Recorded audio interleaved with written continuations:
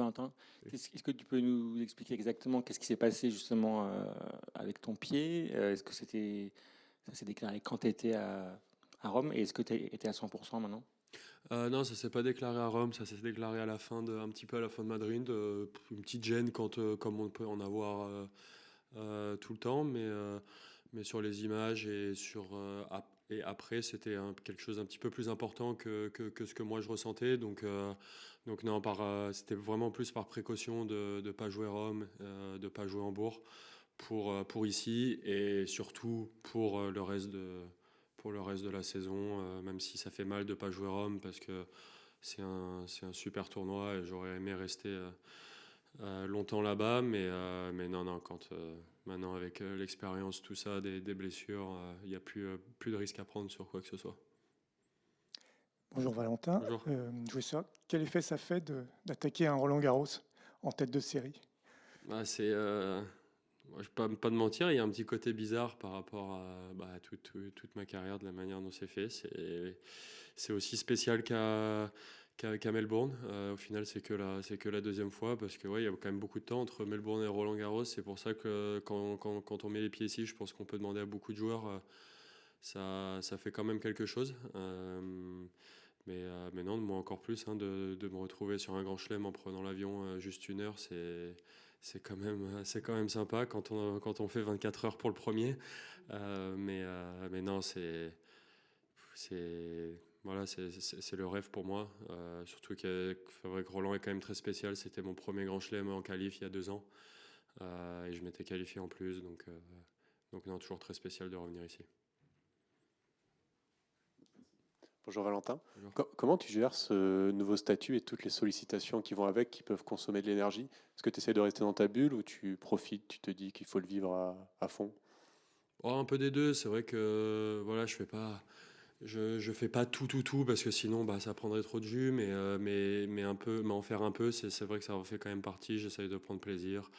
Euh, c'est c'est quand même au final des moments que je me rappellerai toute ma vie en espérant que ça dure pendant encore plusieurs années. Mais non, je pense que je le vis bien et même sur le terrain, j'ai fait du bon boulot depuis le début de cette saison, de vraiment mettre à part ce qui m'est arrivé en fin d'année dernière pour remettre les batteries à zéro cette année et ouais, d'être quand même très régulier avec mon nouveau statut. Bonjour Valentin. Isabelle, qui vous suit sur le plan mental, est avec vous sur le terrain également. Euh, Est-ce qu'elle travaille ça en particulier aussi avec vous, la gestion de ses émotions de ce Roland Garros? Je pense que on a passé le cap un petit peu de parler de choses comme ça, parce que oui, si on va dire ce changement de statut serait arrivé à 19, 20, 21 ans, je pense que là, il y aurait beaucoup plus à parler de ce côté-là. Mais c'est vrai qu'au final, ça m'arrive à 27 ans. Donc j'arrive à faire la part des choses et moi aussi, j'arrive à faire un petit peu la part des choses d'essayer même si c'est évidemment très compliqué, mais essayer de prendre chaque tournoi comme une évolution. Et c'est dur évidemment de prendre Roland Garros, un tournoi du Grand Chelem, comme si c'était un autre. Mais en tout cas, quand on est sur le court, quand on est ensemble, on parle vraiment que de tennis, que de physique, que de tennis, que de voilà, ce qui se passe quand je tape la balle, plus que ce qui se passe quand je réfléchis.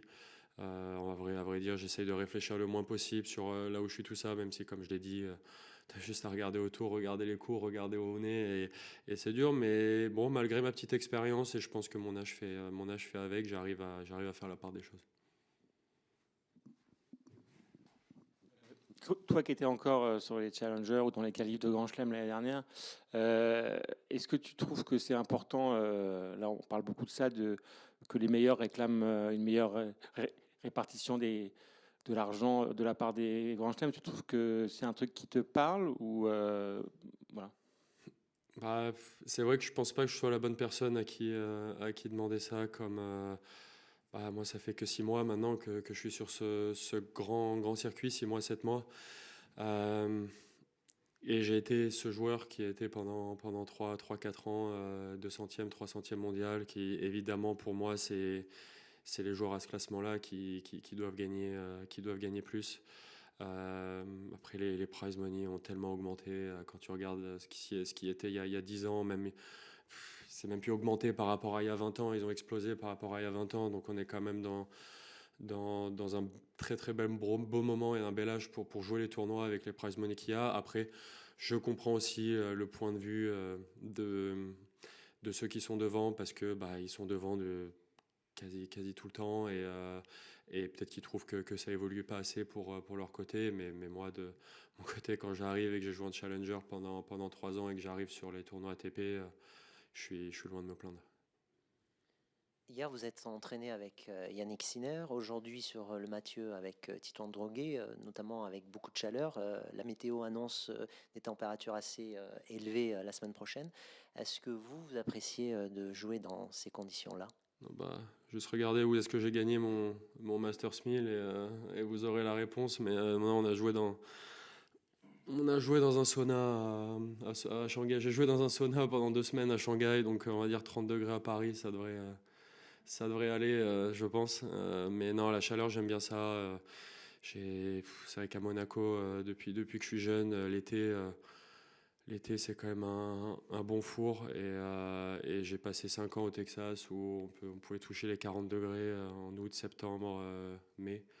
Donc j'ai été assez bien habitué. Et depuis le début de ma carrière, c'est pas une chose qui m'a beaucoup marqué. Et puis aussi, ça arrive, là, les chaleurs arrivent quand même 3-4 jours avant les premiers tours, donc on a le temps un petit peu de s'habituer. C'est sûr que si tu joues un premier tour sous 15 degrés et que le lendemain il fait 30, là oui, même si tu aimes ça, le corps prend un petit peu un coup, mais on a le temps, on a le temps de s'habituer, là.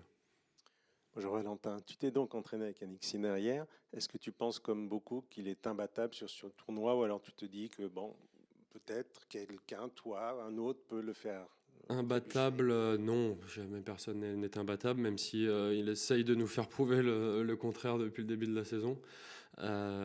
Mais non, par contre, voilà, moi j'ai eu la chance de m'entraîner 2 fois avec lui, et il y a vraiment un truc c'est vraiment différent en face. Pas par la vitesse de balle, pas par des coups exceptionnels, mais voilà, c'est vraiment la même balle qui revient. C'est beau t'entraîner 2 heures avec lui, c'est la même balle qui revient sur les 2 heures, la même balle tout le temps. Il y a une faute toutes les demi-heures dans le filet, il y a une faute de largeur toutes les 10 minutes. Enfin, il n'y a pas une erreur, et ça, c'est ce que je trouve le plus fou par rapport même un Zverev qui est juste en dessous de ces mecs-là, mais qui est juste numéro 3 mondial. Et je trouve qu'il y a un gouffre même à l'entraînement, et pouvoir s'entraîner avec lui ou avec Alcaraz. J'ai eu la chance une fois avec Carlos.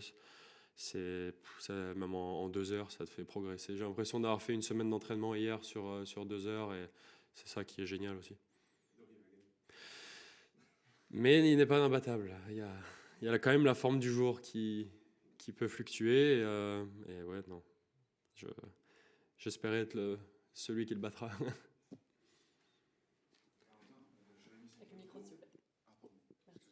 Jérémy Santalo pour 20 minutes en Suisse. Étant donné que tu vis à Monaco, je pense que tu côtoies souvent à l'année Belinda, qui s'entraîne souvent là-bas, Belinda Bencic. Je voulais savoir un peu déjà si tu la voyais souvent, et puis ce que tu pouvais me dire un peu d'elle, de son fonctionnement là-bas, et puis quel type de personne c'est si tu la croises en dehors. Oui, non, c'est vrai que je vois Belinda assez souvent avec sa magnifique petite famille maintenant. C'est une personne adorable. J'ai eu la chance aussi de jouer avant le début de la saison une exhibition à Shenzhen en étant dans la même équipe qu'elle. Donc j'ai un petit peu eu la chance de plus apprendre à la connaître là-bas. Et non, elle est très gentille. Son coach aussi est adorable. Je le connais bien. Et après, je passe pas toute la journée à la voir, mais voilà, c'est tout, c'est tout ce que j'ai à dire. Ouais.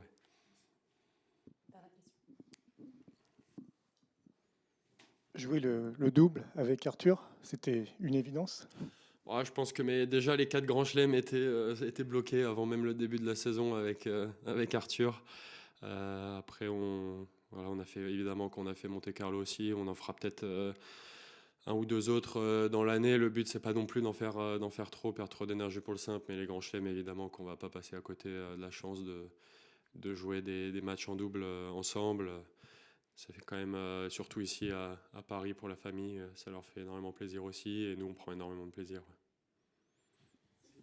Merci.